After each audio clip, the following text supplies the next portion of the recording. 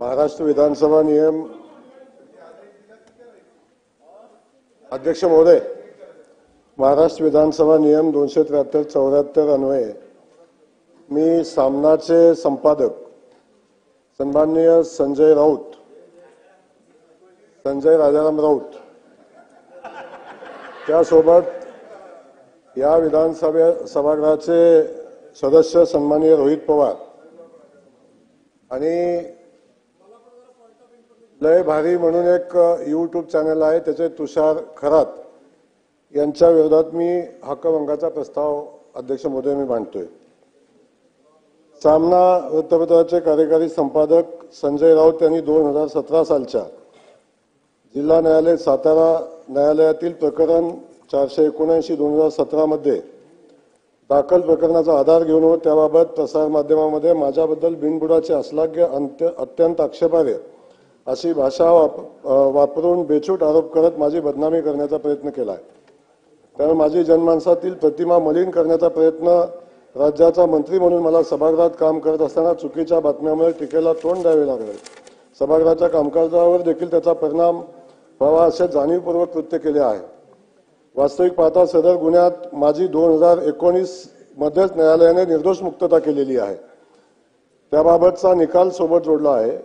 तसेच याबाबत सर्व मुद्देमाल नष्ट करण्याचे आदेश न्यायालयाने दिले आणि तसा सर्व मुद्देमाल नष्ट पण अध्यक्ष महोदय केलेला आहे आणि याबाबत न्यायालयाने निकालपत्र दिलेले आहे। तरी देखील संजय राऊत यांनी विविध प्रसार माध्यमांच्या समोर प्रतिनिधींच्या समोर जाणीवपूर्वक माझी बदनामी केलेली आहे। त्यामुळे त्यांनी माझा व सभागृहाचा विशेषाधिकार भंग तसेच न्यायालयाचा अवमान केलेला आहे। सार्वभौम सभागृहाचा अपमान केलेला आहे। म्हणून मी संजय राऊत कार्यकारी संपादक सामना यांच्या विरुद्ध अध्यक्ष महोदय मी हक्कभंगाचा प्रस्ताव मांडतोय। त्यासोबत अध्यक्ष महोदय या सभागृहाचे सदस्य रोहित पवार यांनी सभागृहाच्या बाहेर अधिवेशन चालू असताना याच प्रकरणावर आता मी पुन्हा तोच विषय वाचून अध्यक्ष महोदय न दाखवता हाच त्यांच्या विरोधात मी हक्कभंगाचा प्रस्ताव दाखल केलेला आहे। अध्यक्ष महोदय त्यासोबत एक यूट्यूब चॅनल अध्यक्ष महोदय लय भारी म्हणून आहे त्या यूट्यूब चॅनलच्या माध्यमातून अध्यक्ष महोदय याच प्रकरणामध्ये आणि याच सारख्या किमान 87 व्हिडिओ क्लिप माझ्या कुटुंबाच्या माझ्या पक्षाच्या माझ्या नेतृत्वाच्या बदनामीसाठी अत्यंत नीच खालच्या पातळीवर जाऊन अध्यक्ष महोदय टीका करण्याचं काम सातत्याने 1.5 वर्षापासून सातत्याने अध्यक्ष महोदय तो चॅनल करतो। त्यासोबत आज काल परवा दिवशी याच प्रकरणामध्ये ज्यामध्ये न्यायालयाने माझी निर्दोष मुक्तता केलेली आहे त्यामध्ये अध्यक्ष महोदय अत्यंत खालच्या पातळीवर जाऊन माझ्यावर पक्षावर आणि नेतृत्वावर टीका करण्याचं काम सातत्याने अध्यक्ष महोदय या चॅनलच्या माध्यमातून होतं की ज्यांना लोकशाहीमध्ये आपण वृत्तपत्रांना किंवा लोकशाहीचा चौथा स्तंभ मानतो अध्यक्ष महोदय, तेव्हा जबाबदारीनं त्यांनी वागलं पाहिजे आणि आपली भूमिका मांडत असताना एक भाषेचा स्तर राखला पाहिजे अध्यक्ष महोदय।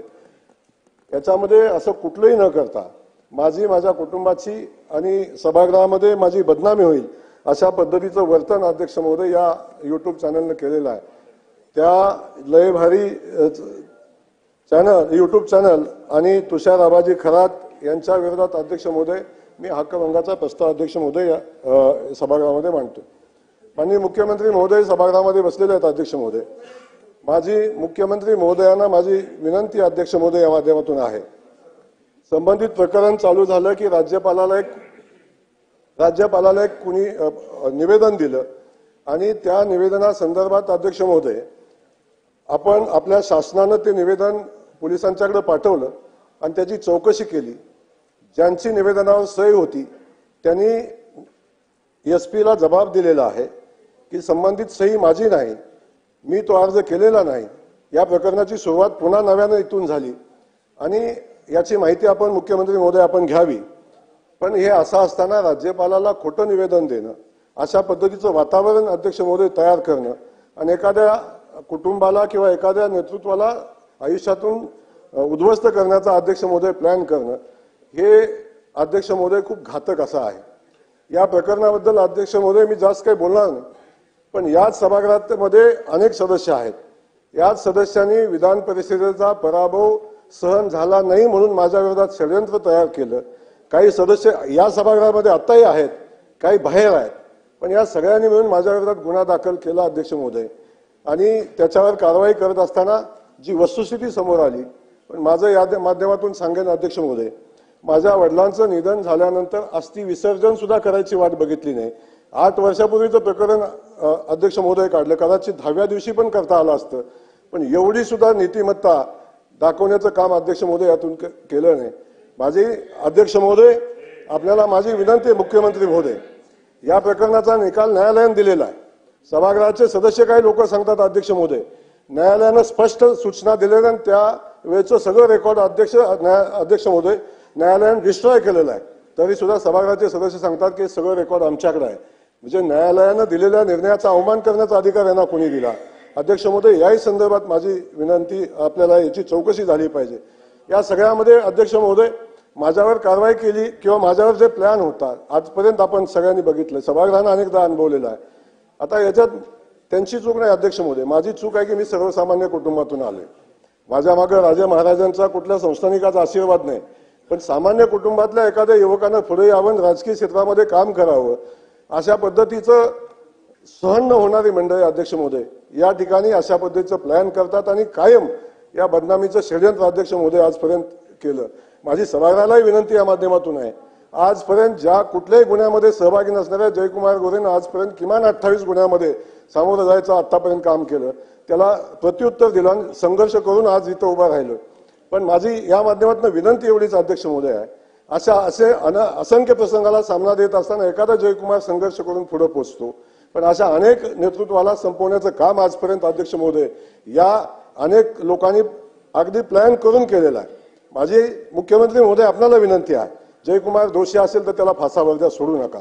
पण माझी या माध्यमातून आपल्याला विनंती आहे, अशा पद्धतीचं अर्ज देणं, अशा पद्धतीचं प्लॅन करणं, राज्यपालाला अर्ज देणं आणि त्याच्यावर आपण चौकशी केल्यानंतर संबंधितांनी ज्यांनी अर्ज केला ते सांगतात की मी अर्ज केला नाही, अशी चौकशी अध्यक्ष महोदय याची, मुख्यमंत्री महोदय याची चौकशी झाली पाहिजे आणि त्याच्यावर त्याचा सोक्ष लागला पाहिजे, त्याच्यावर कारवाई झाली पाहिजे। जर राज्यपालाचा अर्ज त्यांनी केलेला नाही तर त्या युट्यूब चॅनलकडून कसा पोहोचला आणि त्यातून बातम्या कशा तयार झाल्या, याही संदर्भात चौकशी मुख्यमंत्री महोदय झाली पाहिजे। माझी आपल्याला मनापासूनची विनंती आहे की आपण या संदर्भातली चौकशी कराल आणि माझ्यासारख्या सामान्य सदस्याला न्याय द्याल, अशा पद्धतीची भावना या निमित्ताने व्यक्त करतो। ठीक आहे। हे खरं आहे की काही वर्षात मीही 1995 पासून या सभागृहाचा सदस्य आहे। सभागृहाच्या सदस्यांच्या संदर्भामध्ये या अगोदरही वर्तमानपत्रात काही बातम्या वगैरे आल्यात तर गंभीरतेने त्याची दखल घेतली जायची। धीरे धीरे या सोशल मीडियानी अध्यक्ष महाराज आपली संस्कारित लोकशाही ही आता स्वैराचारी लोकशाहीच्या मार्गाने प्रवास करताय। खरं तर त्यांचं एक वाक्य की मी जर दोषी असेल तर मला कडक दंड झाला पाहिजे आणि हे वाक्य लक्षात घेता हा हक्कभंग आपण ताबडतोब स्वीकारला पाहिजे। या अगोदरची ही दाखले जर बघितले तर 15 डिसेंबर 2020 मंगळवारी 11:28 एक मुख्यमंत्री महोदयांचा अवमान होणारी बातमी हिंदू वर्तमानपत्रात आली आणि आपण सेक्शन वाचून दाखवलं। आपण म्हणजे जे कोणी अध्यक्ष होते त्यांनी सेक्शन वाचून सांगितलं की अशा विषयावर अध्यक्ष म्हणून 29 सदस्यांना तिथं उभं करण्याची आवश्यकता नाही आणि 284 या सेक्शन मध्ये या नियमामध्ये काहीही अंतर्भूत केलेले असले तरी अध्यक्षांना विशेष अधिकाराचा कोणताही प्रश्न विशेष अधिकार समितीकडे तपासणीकडे चौकशीसाठी किंवा अहवाल सादर करण्यासाठी सोपविता येईल। याची गंभीरता काय अध्यक्ष महाराज की विधानसभा अधिवेशनामध्ये सदस्यांनी योग्य पद्धतीने या कामकाजामध्ये सहभाग घेता कामा नये किंवा इतरांनी कोणी घेऊ नये या पद्धतीने हेतू ठेवून मनामध्ये दबाव करण्याचा जर प्रयत्न केला तर तो दबाव या हक्कभंग समितीकडे ताबडतोब जाणं हे अतिशय आवश्यक आहे. आणि जाणंच आवश्यक नाही, मी हा कागद तुम्हाला पाठवतो अध्यक्ष महाराज. 8 जून 2009 याच विधानसभेत आम्ही चर्चा केली आणि त्या चर्चेत मीही सहभागी झालो. कारण तर हे आयुध म्हणजे बोथट होऊ नयेची काळजी तुम्ही आमचे संरक्षण करते आहात. तेव्हा खरं तर निर्णय झाला की हक्कभंग एकदा सभागृहात मान्य केला अध्यक्ष महोदयांनी, तर दर वर्षाला स्वीकृत झालेले हक्कभंग अध्यक्ष कार्यालयाकडून आणि समिती अध्यक्षाकडून सभागृहाला माहिती दिली जाईल. पण दुर्दैवाने कोणत्याही अधिवेशनामध्ये ही माहिती देण्याची जी की परंपरा होती ती कुठेतरी आता कमी झाली आहे. मी हा कागद तुम्हाला देतो, हा कागद घ्यावा, हा हक्कभंग स्वीकारावा आणि 2 महिन्याच्या आत याचा निर्णय, मी तर म्हणेल की या अधिवेशन संपेपर्यंत दूध का दूध, खरं काय खोटं काय, आणि ज्यांनी ज्यांनी आरोप केले असतील त्यांना तुम्ही बोलवा ना, सौजन्याने बोलवा आणि त्यांच्याकडून माहिती घ्या, त्यांच्याकडे काय जास्तीची माहिती आहे आणि याचा 26 मार्च पर्यंत निकाल लावा. जर खोटे आरोप असेल तर एखाद्याची बदनामी होता कामा नये आणि खरे आरोप असेल तर मंत्री महोदयांनी मान्यच केलं आहे की मी कोणतीही शिक्षा भोगायला तयार आहे. मला वाटतं की खरं काय खोटं काय, सत्य काय असत्य काय, तुमच्या मागे धर्मचक्र प्रवर्तन आहे गावगाय. 26 मार्च पर्यंत जे काही आहे ते समोर आलं पाहिजे. हा कागद अध्यक्ष महाराज मी तुम्हाला देतो, पण हक्कभंगाच्या संदर्भात तुम्ही आमचे रक्षण करते आहात, रक्षण करण्याची आणि ती जबाबदारी तुमची ही निश्चितपणे आहे. आणि माझ्या दृष्टीने अध्यक्ष महाराज 3,07,713 स्क्वेअर किलोमीटरच्या महाराष्ट्राची ही 7,070 फुटाचा हा गोलाकार सभागृह ही सर्वात शक्तिशाली जागा आहे. ही जर क्षीण झाली तर या राज्याला रेकॉर्डवर माझ्याकडे 7,000 पेक्षा जास्त असल्याचं रेकॉर्ड आहे बघा. रेकॉर्ड आलं तर अध्यक्ष महाराज मी तुमच्याच ऑफिस मधून घेतलेला कागद तुम्हाला देईल आणि मग हे सिद्ध करेन की हे मी कागद घेतल्याशिवाय बोलत नाही अध्यक्ष महाराज. जुनी सवय आहे, वाईट सवय आहे, पण आहे. ठीक आहे.